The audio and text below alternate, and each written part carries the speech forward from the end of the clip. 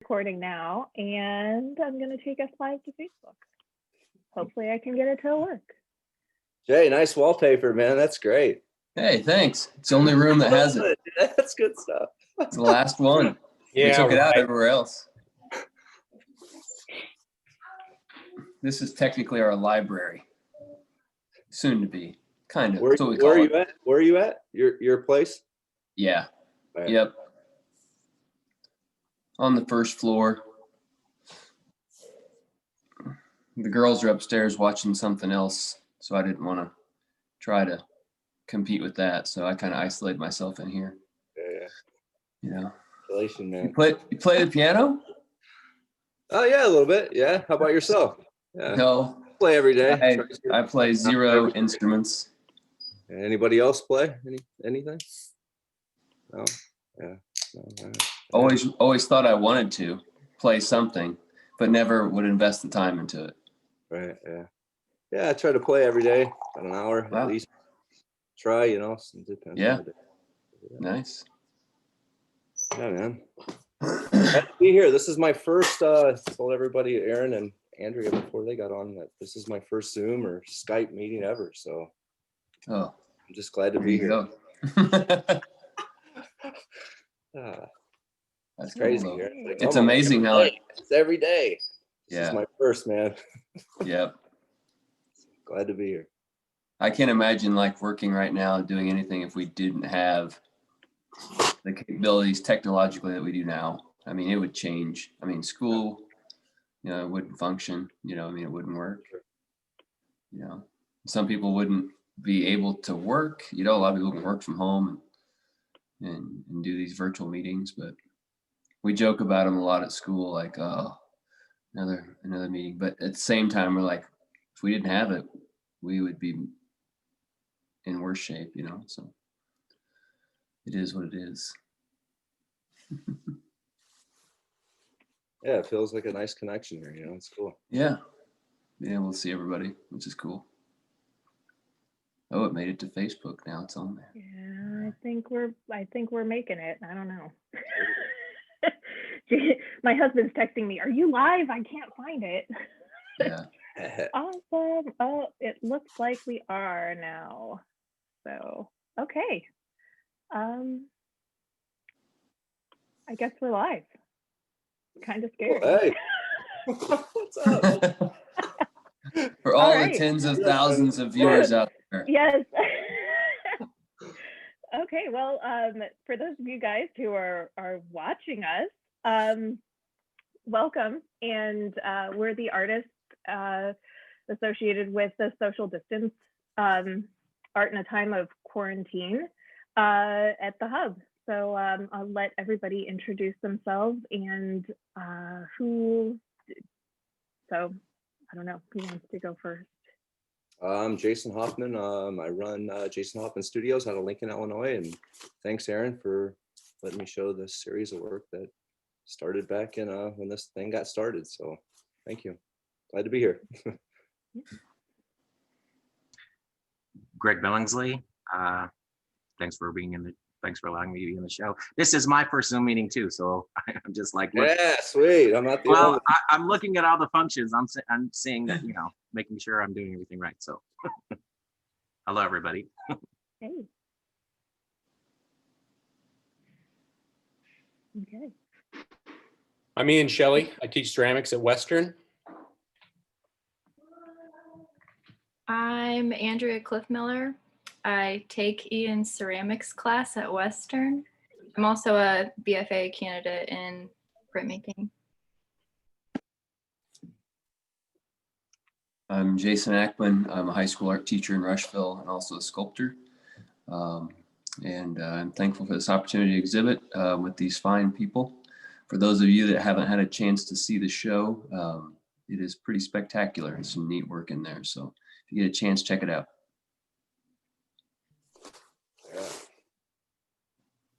Yeah, as far as the show, I haven't seen it. When I dropped off my work, I saw Aaron's social distancing, which was perfect. It was great. And then there was a thorn piece, a thorn painting that was already hung. That was mine. Yeah, it was Be great, man. Approach with caution. Yeah. Yeah. Natalie? Natalie, you want to introduce yourself? Yeah, absolutely. Hello, everyone. It is an honor to show with all of you. And thank you so much, Aaron, and also the Hub for making this happen. I know that this was, in the light of all this was a really fun project to sit back and really work on. But my name is Natalie Shelley, and I am the ceramics coordinator and instructor at the Macomb Park District Ceramics Studio. And I'm also a naturalist educator for the Lakeview Nature Area, which is also a part of the Macomb Park District. She So, always sounds better and more important than me. So who wants to talk about their art first? I don't mind. Well, I thought we drew numbers. Oh, no, I'm just letting you guys go for it. This is really informal, guys. Yeah, I don't mind. I'll shoot it off. Doing Nobody my- cares. I'm Okay, not yeah. shy. Here, I will share my screen. For sure. Yeah, so when I first started, I started off with this series of work. You know, I was thinking of a lot of my mom's old school remedies when us kids would get sick. Like, we're getting sick, Mom.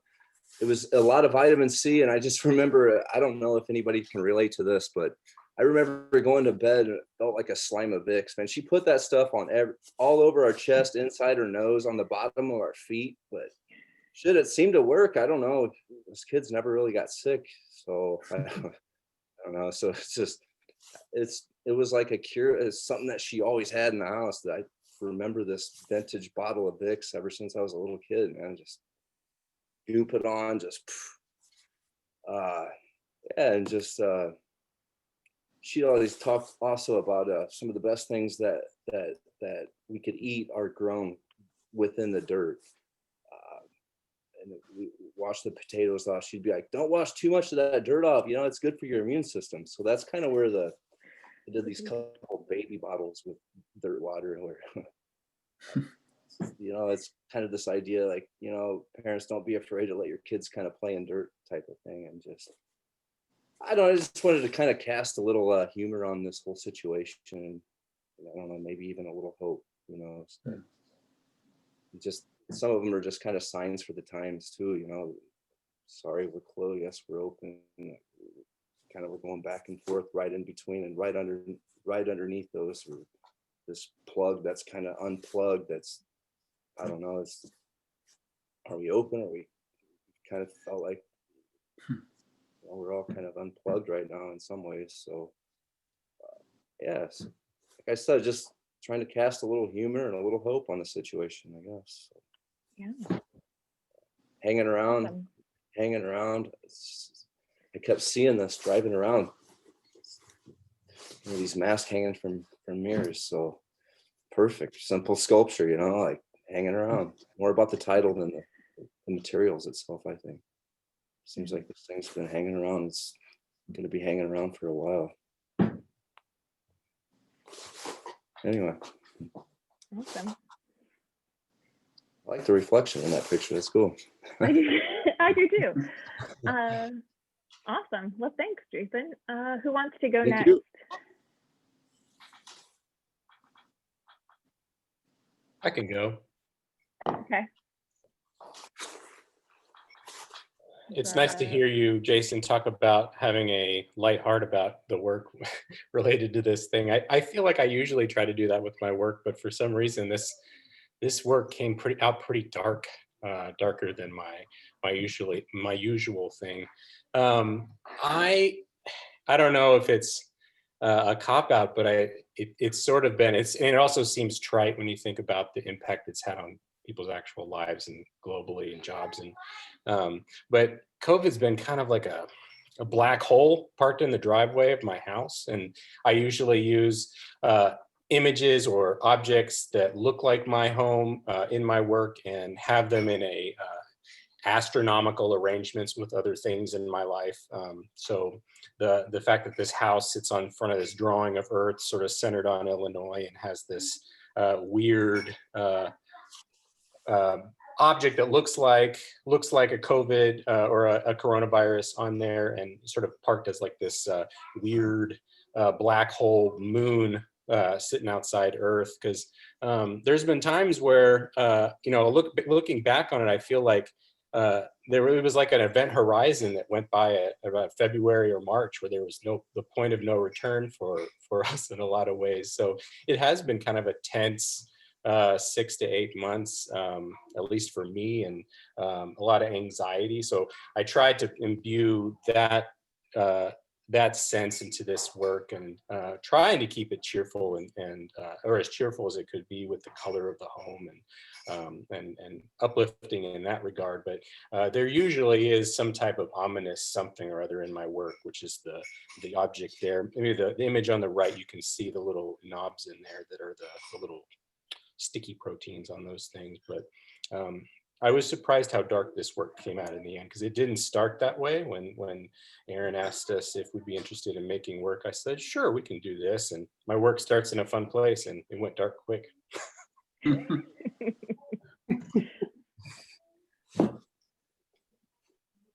thanks, Ian. Who is next?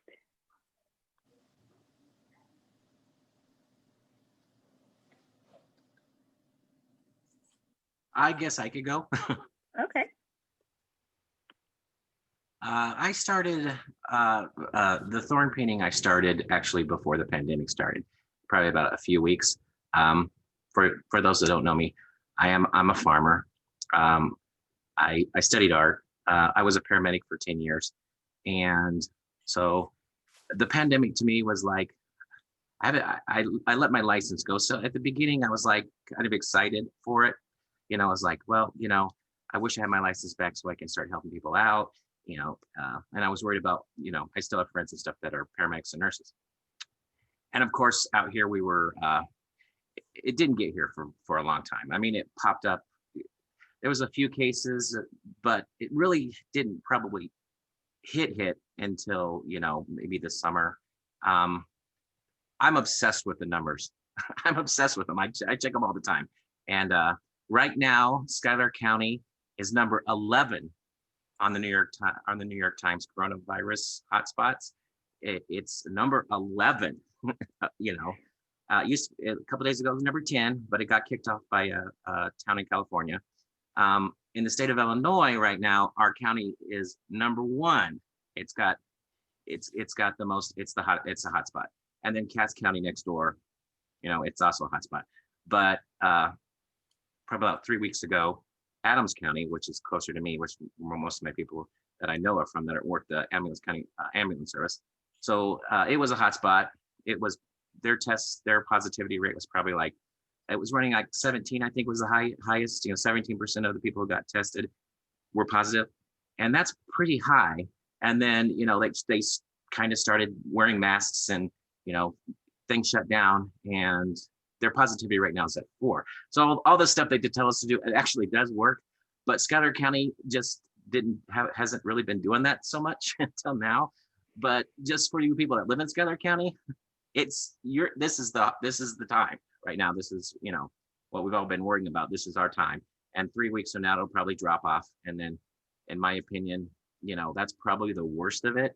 It'll kind of just float around, and maybe people will get sick. But it's kind of like, this is it. This is our peak.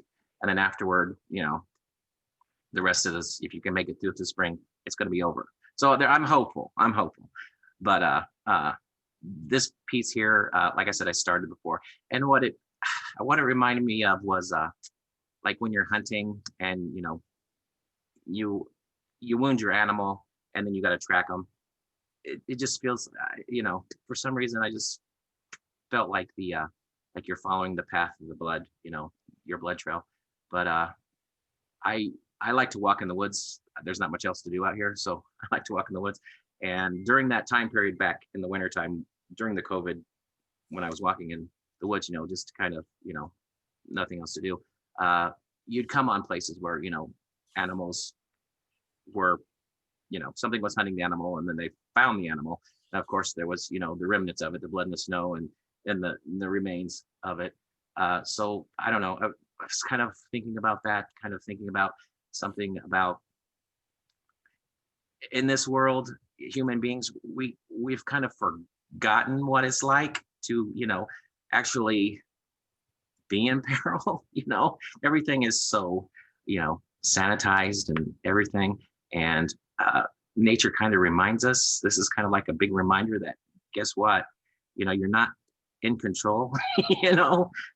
It's just, nature is in control.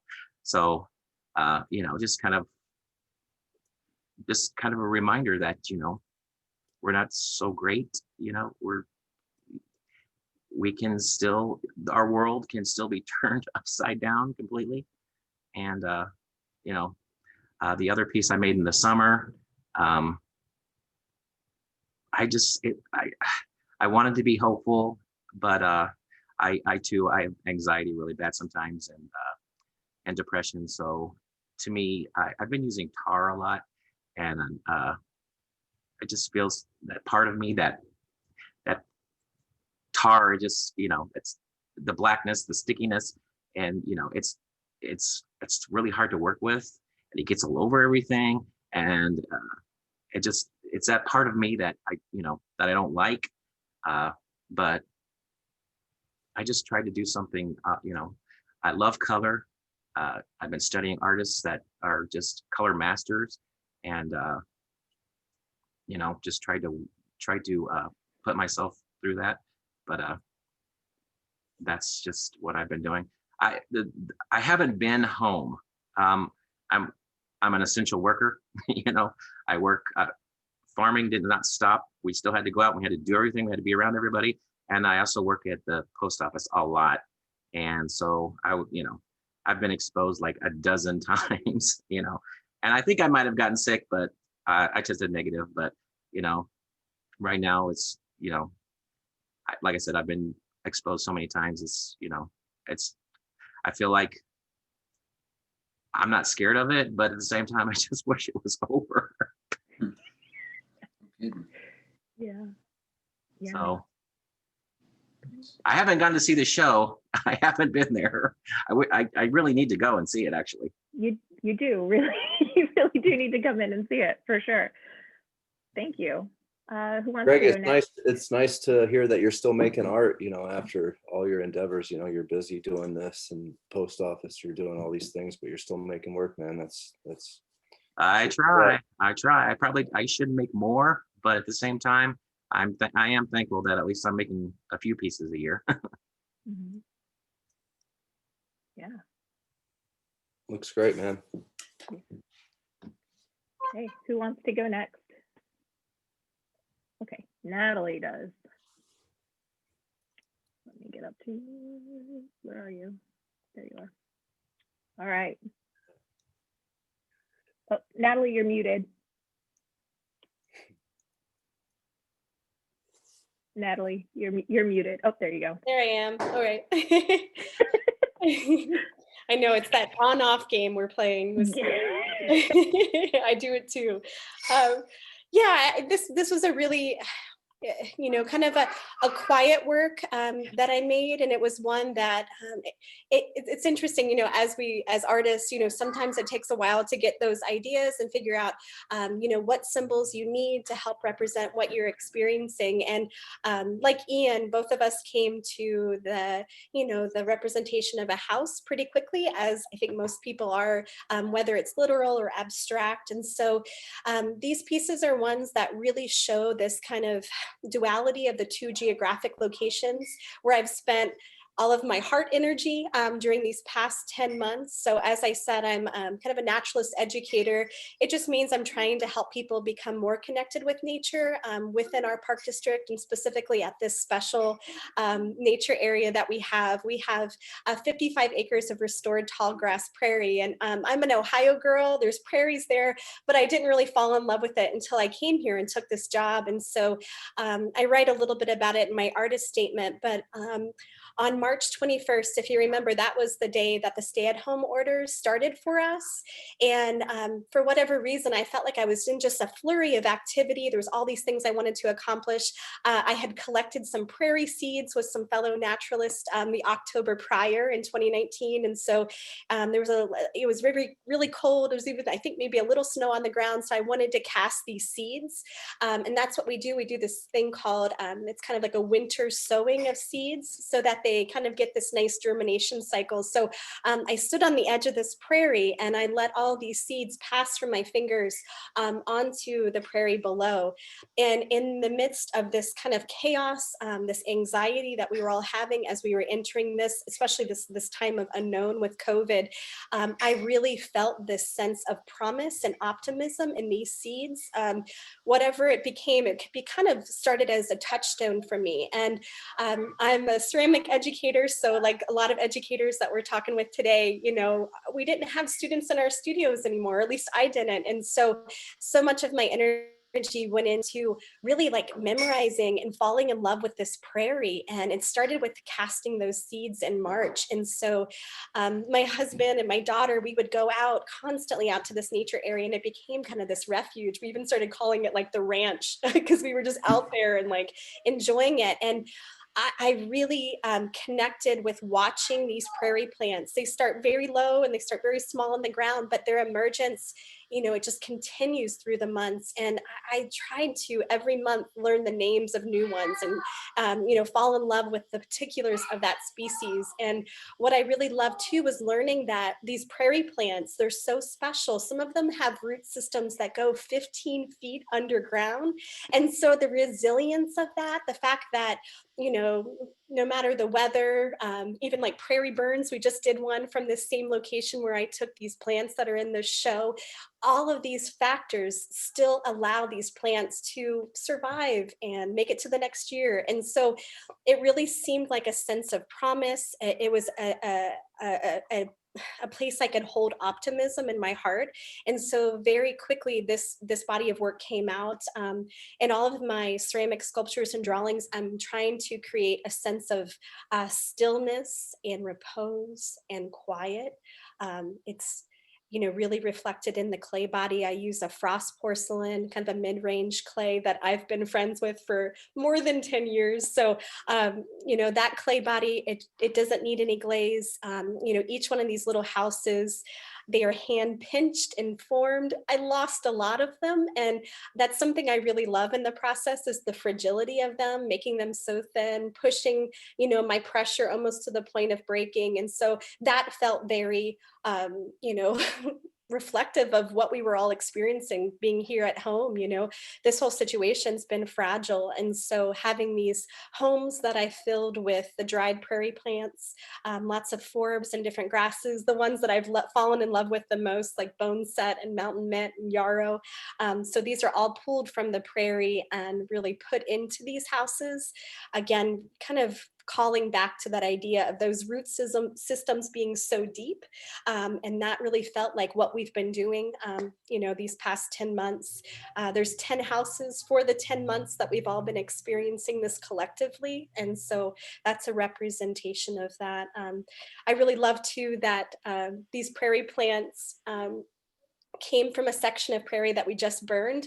So when I get these pieces back, I'll dismantle them and take the seeds from them and then cast those again in March or early February, just like how I started the year. So that full circle of optimism in a time that really feels unstable and is really scary for the world. You know, I really see these works as being little poems, you know, of living, loving, and kind of waiting for the next season, you know, when we're out of this or when things look more optimistic and we can be healthy as a group. So, yeah. Can we comment on anything, or do you want to go to the next? Why don't we go to the next and then we can comment. So Jason, Andrea. I can go, it's fine. Okay. I don't mind. I can't see everybody because I'm on my phone and it won't display everybody at once, so I can't. I've tried panning back and forth, but is it okay if I go, or Andrew, do you want to go? Go ahead, Jason. Okay, all right, just making sure. Gosh, I have a tendency to ramble, so I have to be careful here when I talk about a variety of things, but specifically when I talk about the work that I choose to spend time on and create. So being in quarantine and being basically shut in, since mid-March, and away from my day-to-day of working at school and just navigating life like we typically would, allowed me an opportunity that I didn't have. Being a high school teacher and being a part of arts organizations and trying to run a residency and do all the things associated with that, my studio time had been dramatically limited over probably about the last 4 years. I've done a few projects here and there, but consistent studio time was something that I just didn't get. And so when all this started and knowing that I was going to be home for a long period of time, I mean, there were a ton of other things I could do, around the house.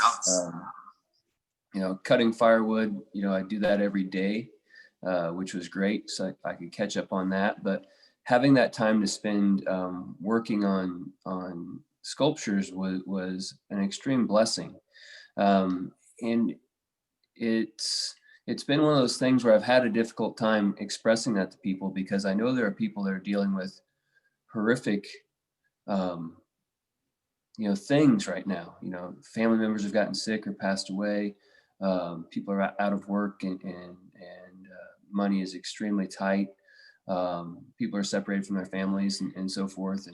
And thinking about, especially healthcare workers or any other worker that has to live separate from their family. All of these are things that I have not had to deal with. So part of me feels a little bit guilty for actually enjoying being away from everyone, because I've been able to sit with things that I haven't had a chance to think about in a long time. I was just kind of thumbing through my sketchbook today, looking at the sketches for the pieces that I put in the show. And I had a note in there from mid-March, and it was the topic above it said, day 3 of self-quarantine. And I wrote some notes about what the weather was like and what was going on, and not realizing at that time that I would be doing that, being in quarantine for months. And so I've had opportunity to kind of think through some ideas from sculptural works that have kind of been simmering for a few years, off and on, as far as how I would spend time thinking about them, which I mentioned earlier, I haven't had a lot of time to.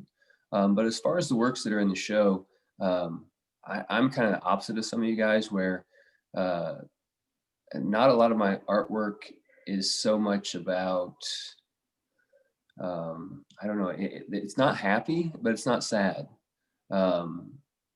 Everything that I make has some sort of narrative that I've tried to wrestle with or deal with, whether it's something that I've personally faced or are facing, or something I've seen in the world. And most recently, my artist statement that I use on my webpage and what I submit for exhibits and things, I decided to totally change it. And it's now down to about 3 or 4 sentences. Because I felt like I wanted people just to look at the work and pull stuff from it that they were thinking about, as opposed to me always having to guide them through it, which I'm not opposed to it, but I wanted these works to kind of allow people to do that. And so the titles for them, they're not ones that would give you any indication of what they are. They're the dates that they were finished or started on. And so that's where I came up with those numbers that are associated with the titles. But I deal a lot, I guess, in the artworks that I create, I deal a lot with tension, and navigating life within that tension. This kind of back and forth, and also thinking about this time and what things did we have to change that were for the better. What things did we have to give up or not be able to do that are actually have been extremely beneficial for us? I think, oftentimes we get hung up on the fact that I can't do this, I can't do that, I can't do this. I want to go here, I want to go there. I want to do these things. I want things back to normal. which we know that's never going to happen. Normal's not what it was, not what it will be. It'll be different. It'll be new. And so I think about those things, and you know, and dealing with charred elements of wood and reclaimed materials, specifically reclaimed materials. I buy very little material for the work that I do. It's typically glue, some screws, and some cheap house paint. Everything else is just made from stuff that I pick up off the curb, people give me, or I find, which is very important to the work that I do too, because I think there's something to be said about finding purpose in stuff that's been discarded. And so both of my works kind of deal with that in some way. And, you know, specifically the piece that's on the floor that has like the wire fence going around it. I found a giant roll of wire out in my timber when I was cutting wood. And I rolled this beast back all the way to my house. Oh my gosh, it was a mess. And and actually it was a roll of wire that was next to a tree that had grown into it. So it was stretched, and somebody just stopped running fence, you know, decades ago.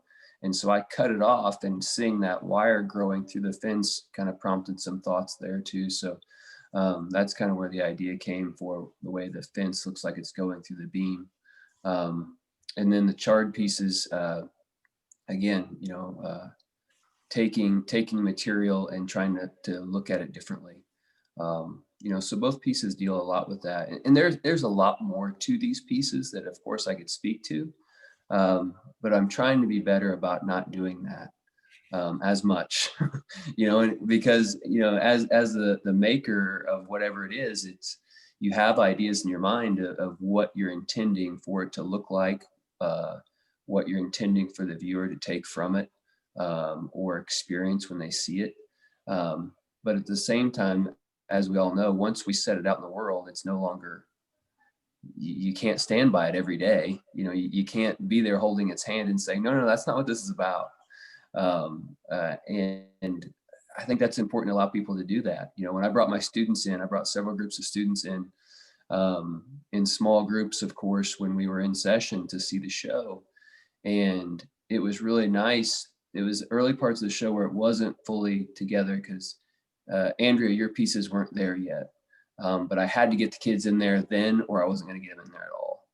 And it was really nice because Aaron didn't have any statement stuff up or any specific stuff, maybe a few titles here and there. And they just got to look at it. You know, they weren't necessarily even knowing what the material was on anybody's piece. And so it's really interesting to just kind of be the fly on the wall, you know, to hear what especially what young people think. And of course, those explanations or those thoughts and ideas of what was going on with those pieces, you know, they ran the gamut. You know, some kids really dig into that and enjoy, you know, kind of trying to decode something or figure out some type of meaning, where other ones look at it just for what it is. You know, Jason's orange on the wall. Oh, that's an orange. I'm like, yep. And next, they went on the next one, where other ones were like, do you know what this is made of? You know, and then they go through and it's you know, it's just how people work. So I want to allow more of that to happen with the stuff that I'm doing. So it's been, you know, working during this time, you know, having no residents with us this past summer. My summer was completely different. And of course, there were things that I probably should have been working on this house. You know, it's 150 some years old, but I'm like, I don't get this opportunity not, you know, to decide. You know, usually the decision's made. No, go fix this, go work on this. And I was like, no, that stuff can wait. I'm going to take full advantage of this opportunity. And I'm still working. You know, I'm still spending hours working on sculptural pieces still, you know, and I hope that I can continue that even once all this kind of works its way out and we're back moving throughout our world more freely than we are now. So there you go. Awesome. Thank you. Andrea. Okay. So I am still a student And like I said, I am a candidate for printmaking, but I have been making a lot of play work in the last year and a half. And I kind of wanted to talk a little bit about my experience as a student during the pandemic. Before March, I think earlier this semester or last semester, I had a lot of momentum in the studio and I was spending so much time there. And we went on spring break and I, never went back, and I wasn't able to go back until about 6 months later when school started again in August. And the uncertainty, we didn't think we'd make it through this semester. We thought we're only going to be there a couple of weeks and then things would get shut down. So everybody was just so leery about, being there and what we were able to do. Especially as a senior, it was a time where I've been able to make work for myself and not, completing assignments and fulfilling those types of things. But I've been trying for a couple of years to make work about my experience as a mom, and more specifically in the last year and a half about being a mom to a child who has a chronic illness and being a caregiver, and just all of those feelings of, caring for a child who has chronic illness that requires 24-hour care, whether that's from myself or his father.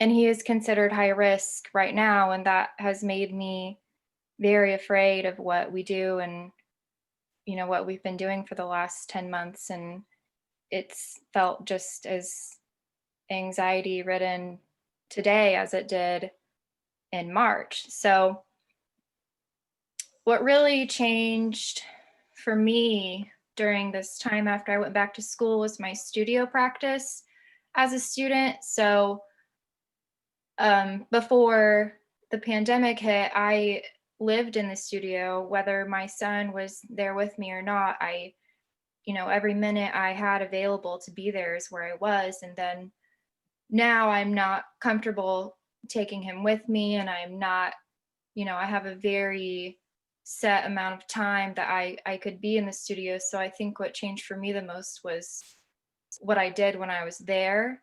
So I think it's forced me to focus a lot more on what my work is about.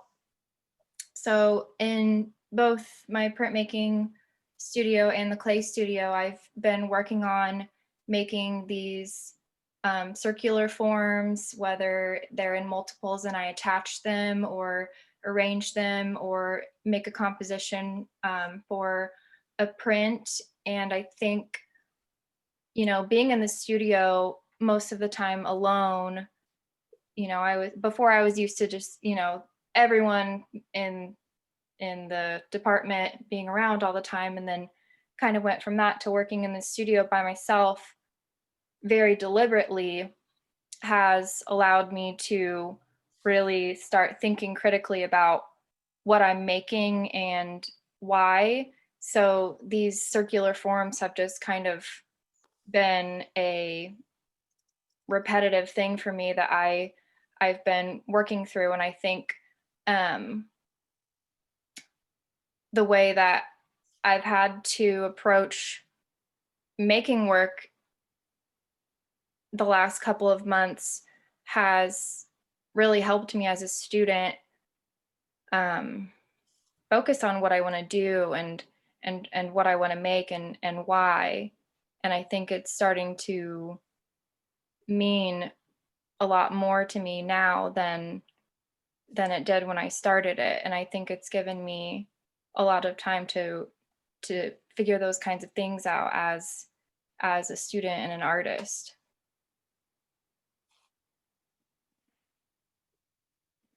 Great. Thanks, Andrea. I guess I'm last. So, sure. So my work, I'm a painter. I'm mostly a still life painter, although I paint other things on occasion, but for the most part, I really like still life. And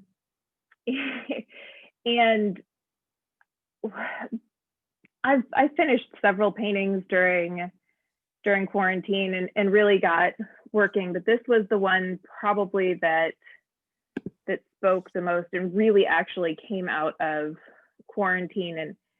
And I don't know, I don't think I'm a very funny person.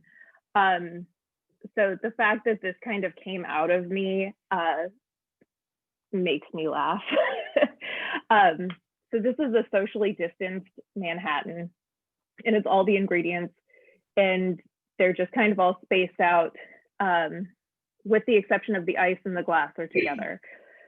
And I don't know, with quarantine and being home and staying home for the first few months, I was okay with that. I'm an introvert, so and talking to people kind of makes me nervous. and doing stuff like this makes me nervous. It's totally out of my comfort zone for sure. And I don't know.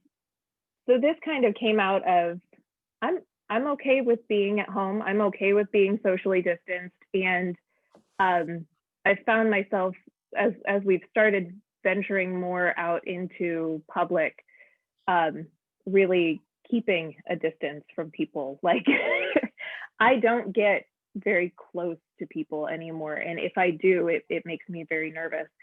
So I think that's kind of part of this. I'm currently working on a jar of masks. It's slow going, mostly because I don't know if you guys have experienced this, but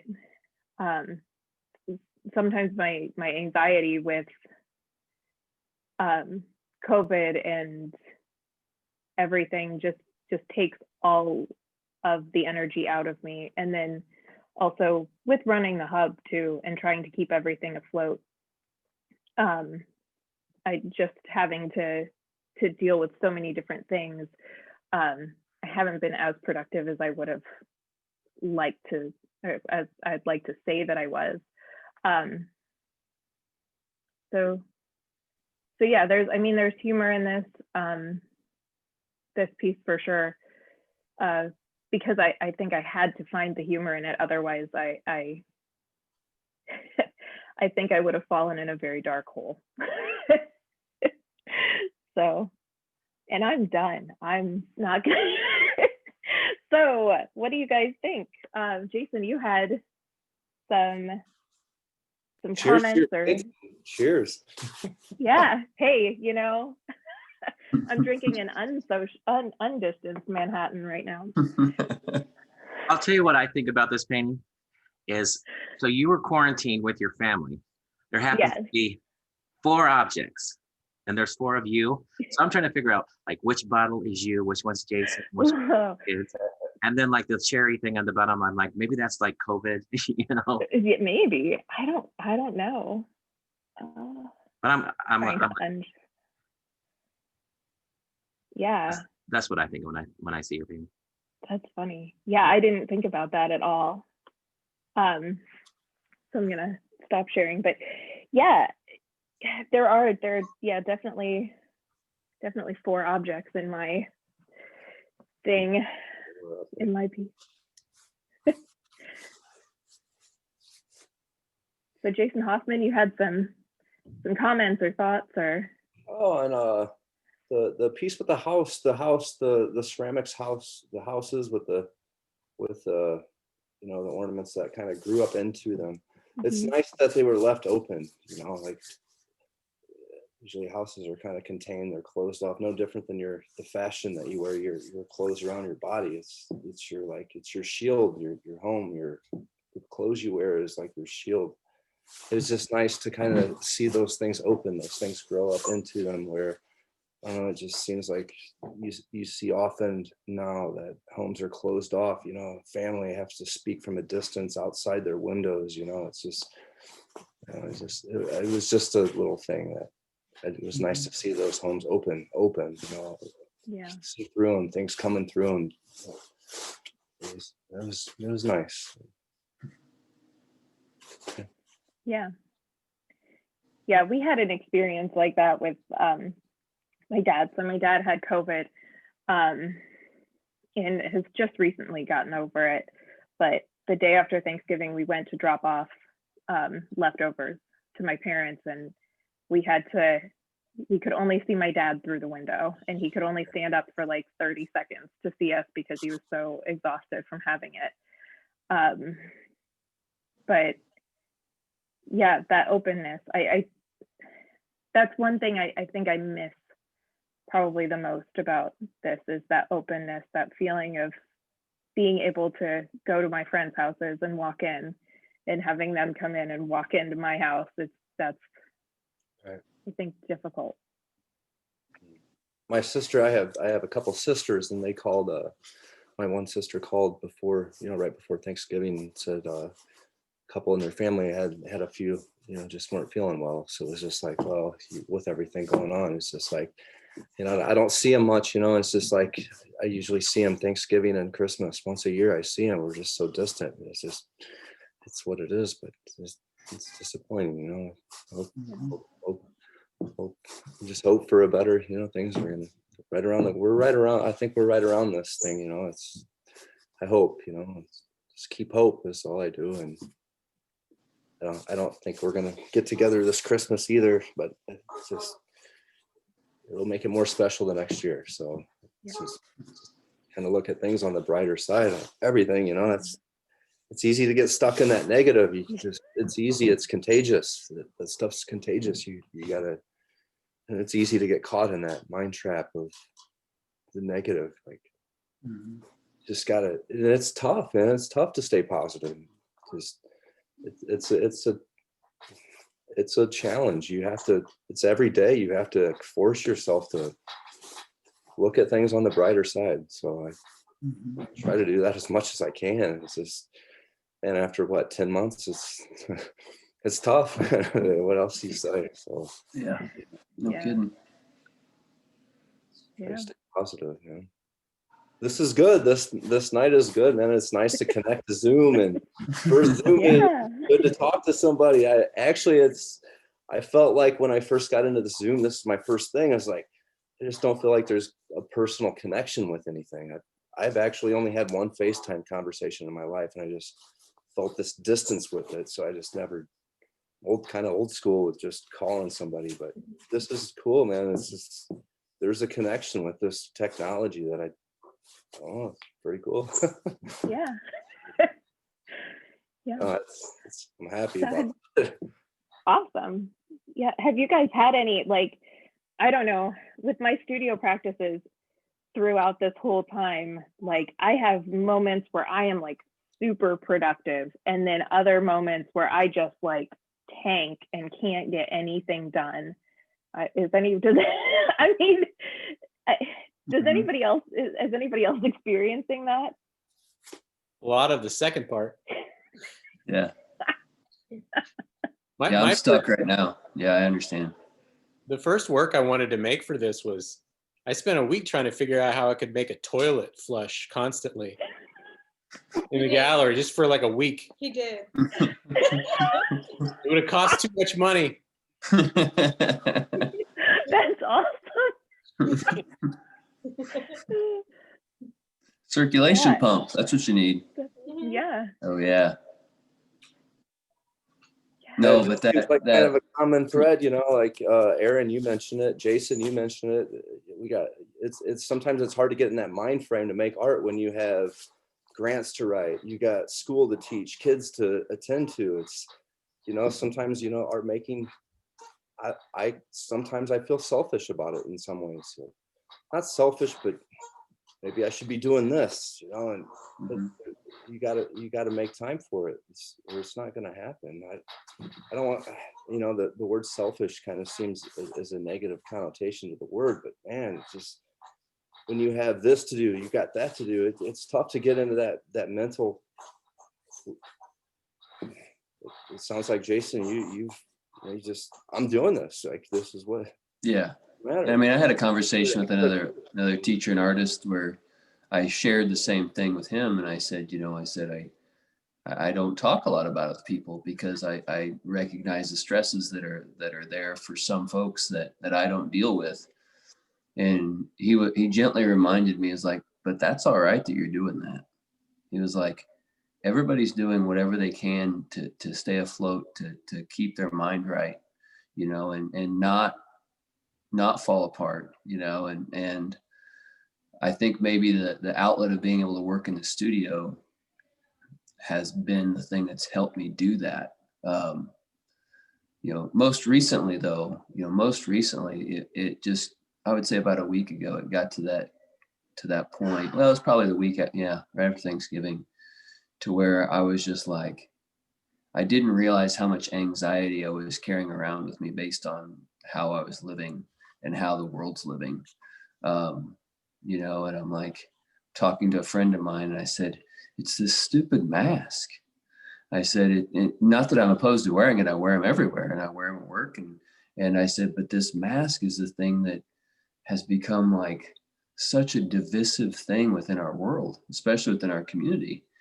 And realizing that, you know, you're going to encounter people that are choosing to wear them and people that are choosing not to, and just the weight that comes with doing one or doing the other, and trying to do right, not just for yourself, but for the rest of the people around you that you're living with.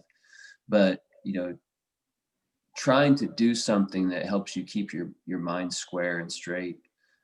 Studio work's done that for me tremendously. It's helped a lot. Plus being able to be outside, you know, especially in the spring when we were shut down, you know, after I would get done with my classes, my online classes, I head to the woods like Greg. You know, I'd go out and I'd cut wood and cut wood, or I'd go out on a walk or something like that. And my family and I did that at night. Sometimes we put on headlamps and just trucked off into the woods, you know, and you know, so there's things like that living in a rural area like this, you know, has allowed us to continue to, you know, do a lot of the things that we typically do. You know, we're not confined in an apartment in a major city where, you know, you can't go anywhere. Haven't experienced that, you know, and so, yeah, so I think that working in the studio has been really good mentally. But I did mention a minute ago, I've been stuck in one spot on a sculpture now for about 2 weeks, and I don't know what's happening next. It keeps changing, and I'm not making much progress, but I love the opportunity to do that, to be able to go in there and like, yep, 3 hours went by. What'd you get done? Not a heck of a lot. And you walk out and I'm like, but had I not done that, not been in there, I wouldn't be in a good place probably. Yeah, I feel that a lot. Like, I don't get up to my studio as often as I'd like to. Especially right now, it seems like, for me, this is the beginning of grant season. So this is like a really hard time of year for me to take time for myself and get into the studio. But when I even just give myself that half hour, or even that 15 minutes, like, I may not get a whole lot done, but I just feel a whole lot better. Mm-hmm. Even if I'm not doing anything. Like, I mean, I could just be arranging my paintbrushes and I just walk away feeling, okay, I did something, Mm-hmm. whether it was actual work or not. So Yeah. So, well, does anybody have any closing thoughts? I mean, we're almost at an hour, so. I think we need to do an anniversary show this time next year, life after quarantine. Yes. you know, and what's different about what we've done. You know, I think that'd be Hopefully. pretty cool. Yeah. And that's Yes, Hopefully, hopefully. life. Yeah. well, that's something like I've been thinking about. Like we're in winter right now, and it's Yep. the COVID winter, and we know everybody's telling us the vaccines in the spring. When spring springs, it's going to be something amazing when everything opens up again. I mean, just imagine like the 4th of July, what we're going to have this in 2021. You know, it's just, you know, just think about things like that, you know. Mhm. So, you know, now's the time, you know, fill your well, you know, if you don't know what to do, just Love it. gather pieces, go out and look for other things to, you know, material. So, you know, it's going to end. It's going to end, and spring's coming. It's a long ways off, but it's coming. If anybody's got a toilet they don't need. I can set you up. I need two. I know where are a bunch of toilets, man. Oh yeah, I get you more than one. As long as you don't mind them being, they're gently used. Gently used toilets. They're on a special lot. Again, real cheap. Real cheap. Oh.